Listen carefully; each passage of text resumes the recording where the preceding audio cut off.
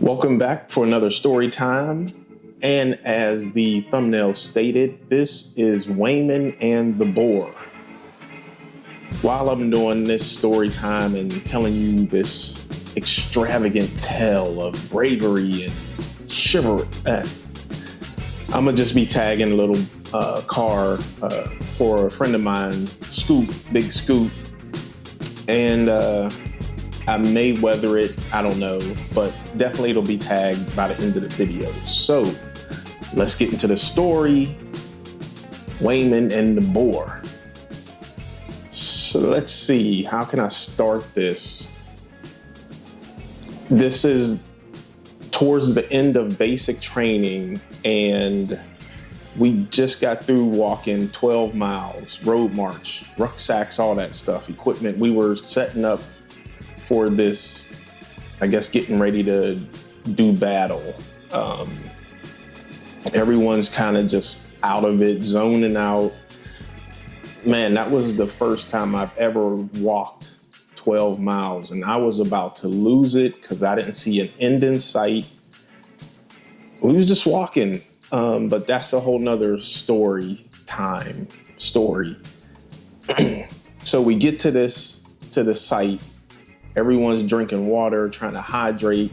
Drill instructors are yelling and doing their typical thing. So what we have to do when we finally get there and get settled and make sure everyone's conscious, we have to start doing a perimeter. And then within that perimeter, we have to dig foxholes. You and your battle buddy. So I don't know, I want to say we had maybe like 75 people in our company, and then it's broken down into platoons, broken down into squads, and so on and so forth. But in that foxhole, it's just two people, you and your battle buddy. And they was like, yeah, this is your plot of land, and you need to dig the foxhole. And I'm thinking, okay, is like bulldozers coming to dig this stuff? And no bulldozers, no backhoes, none of that. Like, we didn't even get a real shovel. We had to dig that foxhole with our e-tools. An e-tool. I just, you know what? I'm gonna put a picture of an e-tool up because that was diabolical for them to make us dig a foxhole with an e-tool. The foxhole one needs to be 2 M16 lengths as far as the how long it is. How deep it is, it needs to be up to your armpit, to the tallest person, or the tallest or the shortest. I want to say the shortest person, so they can lean. With a foxhole, you need to lean on the front of the foxhole so you can get good support when you're shooting your weapon. I think it's got to be like maybe 2 Kevlars, 2 helmets wide. So yeah, it was a lot of digging, man. We was just there, it seemed like for years. I know months of just digging and digging and digging. We finally got done with that foxhole. And while you're digging, there's, the dirt, you have to throw it in the back. But at the same time, once that's done, you got to start filling sandbags. So now you got sandbags around you that you're trying to fill out or fill up. And it's just, I don't know, it felt like unnecessary work.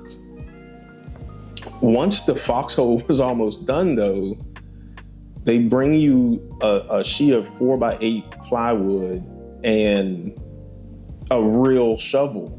I feel like that was done on purpose. But the plywood represents you have to put that over top of the foxhole. So it's like, and I'll probably just throw a picture up because I'm trying to explain what a foxhole looks like for my non-military slash military non-infantry people.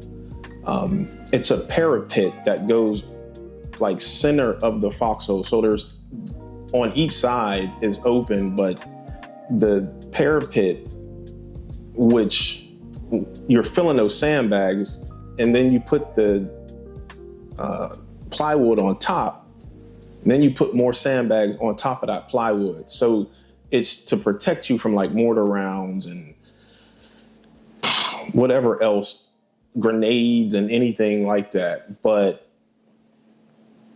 if you've been close to a mortar round being let off, I don't think that parapet was going to save anyone.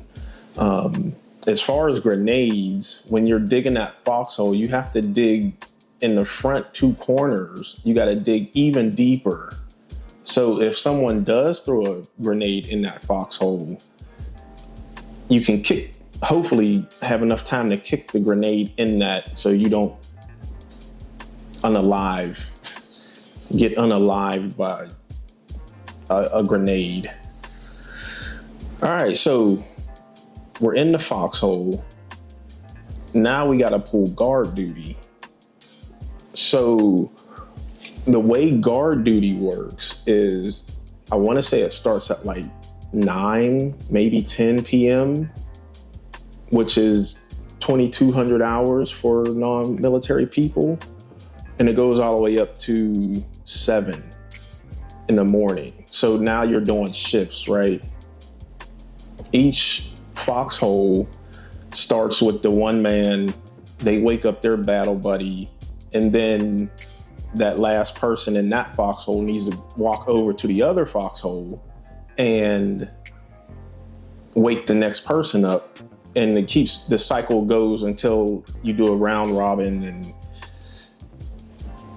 the guard duty is over.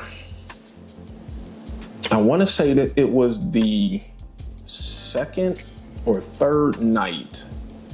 Now, granted, I'm fresh out of the city. I'm from Pittsburgh, Pennsylvania.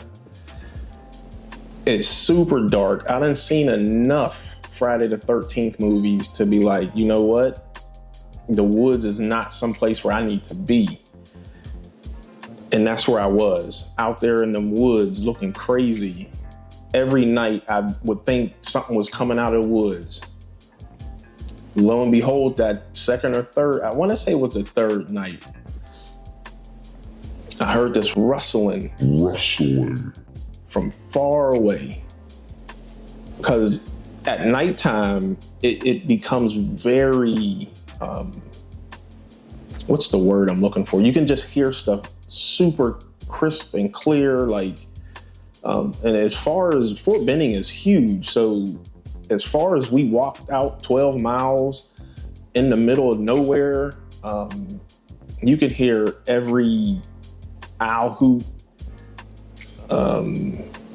crickets, the sky was beautiful, all that. It was kind of serene at some point, but then again, I kept clicking in my mind like Jason should be out here somewhere. Anyway, I hear something off in the distance, and I kind of perk up a little bit, but I'm like, it's probably a little squirrel or raccoon, a lot of possums out there. And that's kind of what I brushed it off at first.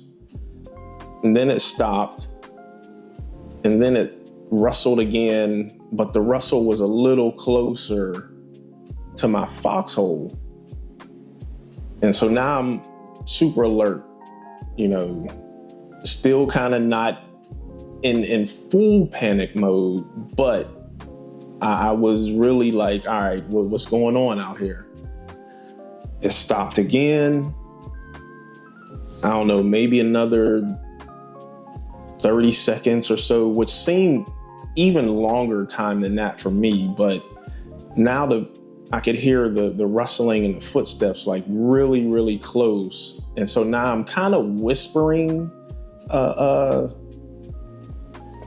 like, hey, who goes? So when you have these guard duties, because someone is approaching your foxhole, we had like these code words or security code words that the person is supposed to say, and in return for me asking them the passwords. It's kind of like open sesame, let me in type thing or whatever.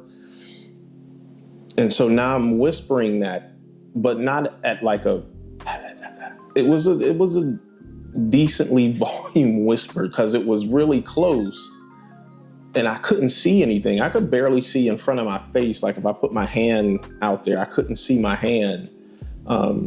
Just because my eyes, I guess, hadn't got adjusted to the darkness yet or something. And no one replied back.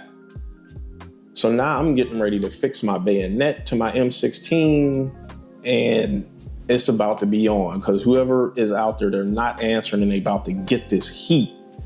We ain't have real bullets. We had blanks because this was a training exercise, but we did have our bayonet. So I'm fixing a bayonet. The footsteps is just like, it seems like it's right on me and I still can't see anything. Now I'm in loud talking mode. I'm not yelling because I don't want to give away our position. And I'm trying to like, not slickly, but like kind of just slap my leg over to kick my buddy because he's knocked out. Everyone's exhausted. And man, the footsteps is like right there. And as I kind of like turn around and start scanning the area, when I say the biggest boar was right there, so I'm in one, I want to say the left-hand side of the foxhole, leaning out, getting prepared. And this huge boar just walks by. I mean, I've been scared in my life a few times, just like really frozen scared. And this was one of them. I mean, again, I'm from the city.